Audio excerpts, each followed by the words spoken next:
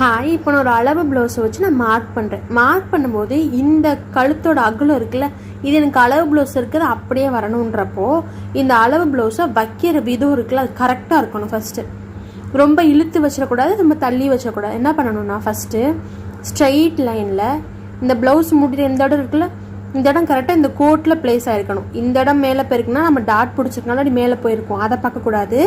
இந்த இடம் தள்ளி வந்திருக்குன்னா அது ஷேப்பாக இருக்குது, டாட் பிடிச்சனால இப்படி குறுகி வந்திருக்கு, இந்த இடத்த பார்க்கக்கூடாது. நீங்கள் ஃபஸ்ட்டு பார்க்க வேண்டிய இடம் கீழே இருக்க இந்த ஸ்ட்ரெயிட்டான கோட்டில் இந்த ப்ளவுஸ் கரெக்டாக அந்த இடத்துல உட்காந்துருக்கான்னு ஃபஸ்ட் பார்க்க போகிறோம். செகண்ட் இந்த இடம், இந்த இடத்துல நான் ப்ளவுஸ் அப்படி வச்சுருக்கேன்னா இந்த துணியை தாண்டி இங்கிட்டு வரக்கூடாது, இந்த துணியில் இந்த மாதிரி கேப்பும் தெரியக்கூடாது. அந்த இடத்த ஃபஸ்ட்டு வச்சுக்கோங்க. இப்போ நான் ஒரு எக்ஸாம்பிளுக்கு லைட்டாக இப்படி இந்த இடம் எனக்கு பார்க்கும்போது தெரியுது ரொம்ப அகலமாக இருக்க மாதிரி தோணுன்னு அப்படி நகட்டினேன்னா இந்த கோட்லேருந்து இந்த ப்ளவுஸ் லைட்டாக நகண்டு வரும்.